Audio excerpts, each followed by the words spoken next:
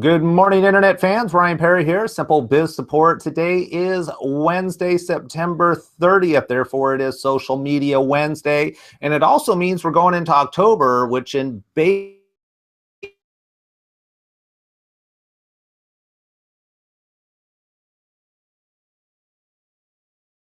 and I should say that she's with Pravaro Marketing. Good morning, Sarah. Good morning, Ryan. How are you? I'm doing great. I was kind of wondering, the old Dodgers motto for the last week has been one more win. And I've been waiting, and we finally got it last night in convincing fashion. I know, it was awesome. Unfortunately, I think I was still dealing with the airport and coming home last night, so I had to watch it on replay of seeing the Dodgers celebrate in Giant Stadium for winning NL West. Yeah, I'm a little bummed because I have tickets for tonight's game, so it's not going to have quite the same meaning as if I was there last night. But before we get too deep into this, we should probably talk about social media so that the people watching and listening to the podcast later aren't like, oh, okay, I got to go. We're actually going to talk about 5 Facebook marketing myths, and this was a link that you found on the Exact Drive website, and it's an article by Aaron Gibbet. I have no idea how to pronounce his last name, so Aaron, I apologize. And essentially, these are, what he believes are kind of 5 myths out there around Facebook advertising. We're going to kind of go through them and debunk them. And in some of them, I'm going to actually dispute them a little bit. I don't know. I guess they are a myth to some people, but hopefully it should be common knowledge these days. Hopefully, but one of them definitely should be common knowledge. The other one that you're disputing is kind of a half and half, and I could play devil's advocate. I could see both ways. Hey, I love devil advocacy. My dad was like that. So at the dinner table, he always played devil advocate. So feel free to do so. Perfect. So the first one we're going to start off with is that Facebook ads are just for branding, and that nowadays, maybe when they first started out, that was more the case. It was for branding and building your likes and things like that. But they've evolved so much in the last couple of years that there are so many opportunities for selling product, generating leads, generating new customers, promoting a specific article, getting signups for your newsletter, download an ebook. Like, there's so many opportunities on Facebook. It's not just for branding anymore. The first step often is for branding because you need to have an audience to talk to on Facebook and on social media. But that's not the only way to do it, especially with retargeting. If you've got decent traffic to your website, you can set up the ad retargeting so that if a visitor went to your website, they see their ads the next time they see your ads the next time you log into Facebook. So there are a lot of opportunities. So the Facebook advertising is no longer just for your branding. That is totally, which one am I on? Unmute now. Number 1.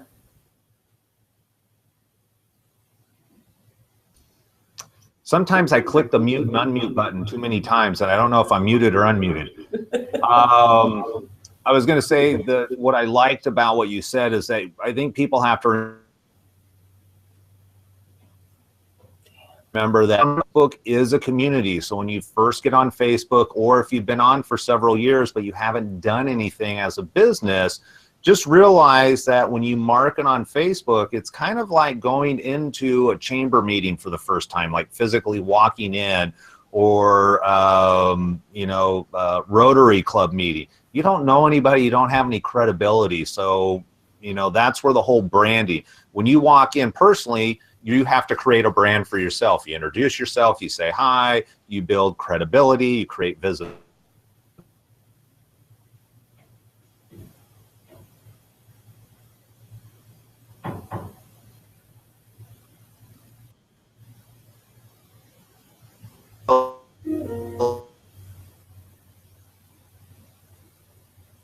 On that, then you can go ahead and take that message and push it out.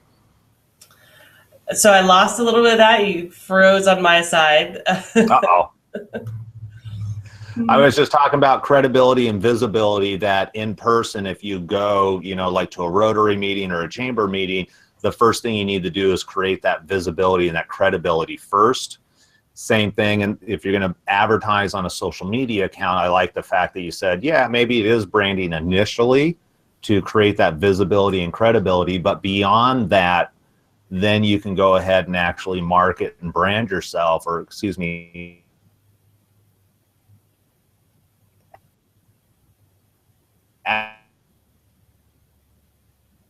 It's gonna be an awful episode.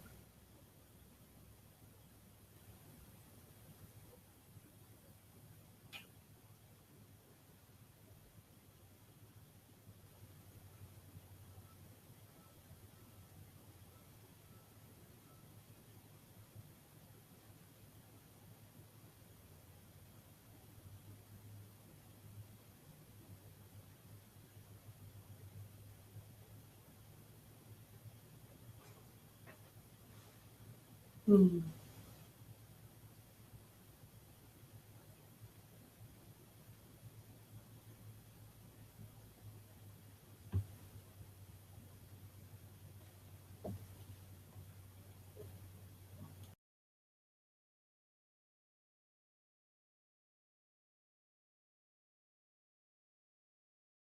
it's one of the least expensive ways to advertise.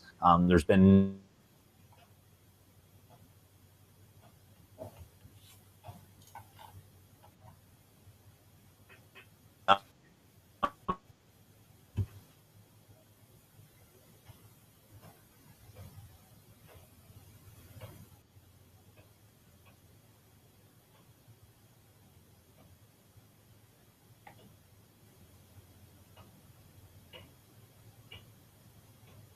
shared post. If you're not familiar with what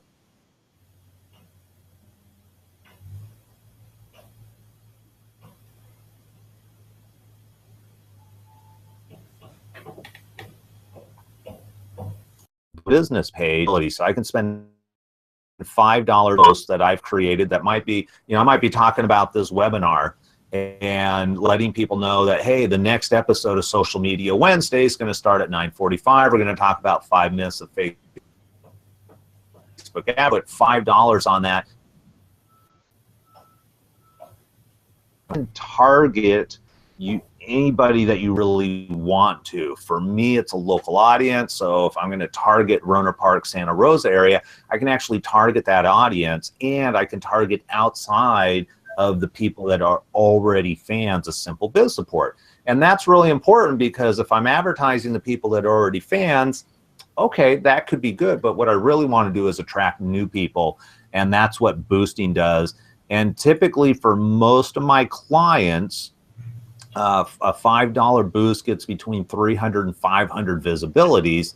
And there is an algorithm that Facebook has that is tied to how expensive those clicks are. Typically, women are a little bit more expensive. Sarah, are you back? I am. All right. I blew through. We went through number 3, that every post should be boosted. And I was just kind of talking what a boosted post is. And maybe we can discuss why we don't have to boost every single post. Well, one of the top reasons is you should not always be posting only your own content. So you definitely don't want, unless you have a relationship with whoever wrote that article that you're sharing, you don't want to boost, and you're driving traffic to their website. So that's the number one reason why you wouldn't boost every single post, unless you had a relationship. Like Ryan and I might boost something, an article of his, because it drives traffic to him, which could come around and benefit me. So in that instance, it would be okay. But if I'm sharing an article for some other internet marketing person, it's a great article, I don't need to pay my own money to drive traffic to their website.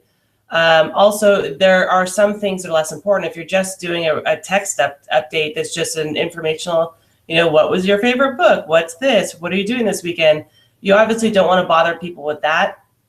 But as I picked up a little bit of it, a blog article, an event you have going on, those are great things to boost, because you can target if you need to target local, you can target your local audience so people outside the area don't see it, and promote it to get people and drive people to your event. So there is thought process behind boosting posts. And so you definitely don't want to post everything, and also be considerate of the fact that if your local audience is somewhat small, which 3 to 500 is somewhat small with Facebook, who's got over, a billion users. You want to be conscientious of the fact that you don't want to have advertisement weariness on their end, that you're promoting to them way too often, especially if they're not followers of your page. You're just targeting an audience based on demographics. So be conscientious of that as you're advertising and boosting posts as well, that you don't want to fatigue people out and they'll start blocking you, which is a negative impact, and then your ads do get a little bit more expensive. All right, very good. And then let's roll into myth number 4.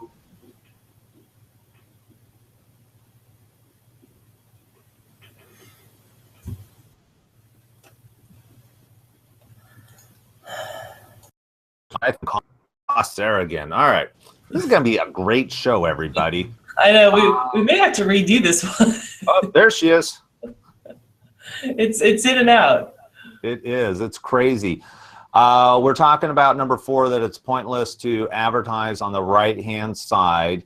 And, I think the key thing is that it's desktop only. So, most everybody is on mobile when it comes to Facebook. So a lot of people are like, I'm not going to worry about desktop. But what I do like about desktop is you have more real estate. That and the fact, and you talked about this early on in this episode, is the fact that you can retarget ads. And let me tell you, retargeting ads are great because they always kept, I was just looking at a new camera yesterday, and sure enough, I go to Amazon, I do a little bit of research, and then I go on the Facebook, and oh yeah, look, there's that exact model I've been looking at, just staring me at the face, and it's like, if you're on the verge, that gentle little reminder that, hey, I'm here, buy me, can definitely drive business or drive traffic to your business. Absolutely. Yeah, that happens. I kick myself every time I do internet shopping, not on an incognito tab, because for that exact reason, you're on Amazon or like Zappos for shoes. The major retailers online have retargeting down to a science, and you'll see the products you're looking at. The one where I laugh at, though, is like if I'm shopping for like a client, not shopping, but doing research for a client, like, man, that's not even for me. But it can be the retargeting can be very powerful, especially, so it's on the right-hand side. And so, just especially on the desktop, it's just kind of in your peripheral, or so if somebody was on your website and then you pop up about your ebook or an event you have coming up, it's just kind of off to the side, off in their peripheral, that it's just a gentle reminder. And it goes back to that, it takes 7 to 20 touches for something to sink in. And so the retargeting just gives them a little bit more of a nudge towards the purchase decision. And it could not be a money purchase decision, but deciding to attend your event or download a free ebook or a seminar, that's still a purchase, even if it's free, because they're willingly interacting with you. So the right-hand column ads can be very powerful, but you've got to do it, to know whether it works for you or not. Right, and the other thing is, don't be turned off by the number of the click-through rate is going to be substantially lower there. Don't be turned off by that because the cost is also less expensive. Facebook understands that, look, this has less value, therefore we're going to charge, so you get more visibility, essentially. Right, and even though the click-through rate could be lower, it could be a higher quality click-through rate. So there's also looking at that too, is hopefully you've got on your website, on the website side, you've got some analytics and conversion goals set up so you can really track and see how it's working for you. Okay, perfect. And then fortunately, we're almost out of time because number 5 to me is BS. And number 5 is, it's fine to buy fake Facebook likes. If you're still in the realm that you think it's fine to buy fake Facebook likes, we got issues. I mean, I think everybody should be smart enough these days. Hopefully you're not just a numbers driven person where, woo, I got 50.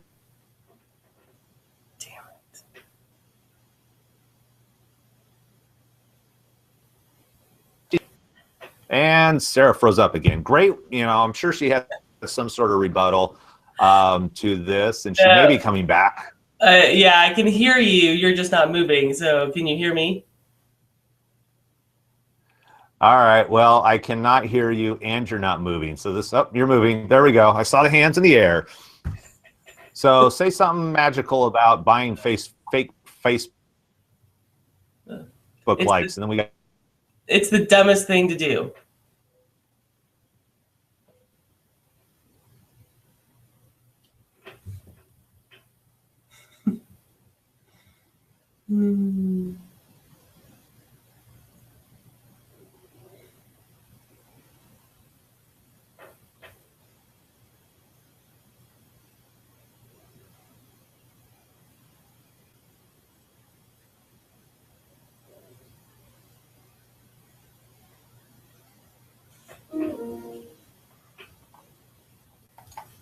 I think it was him.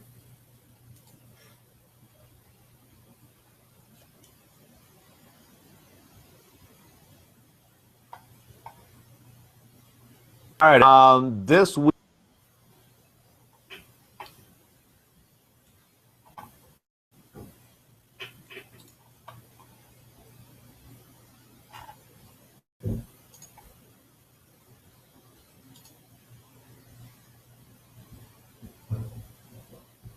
Don't know if we're still live or not. I show live Well, on. if we're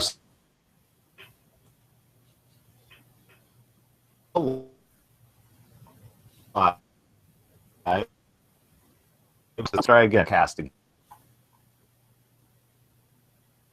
Fabulous.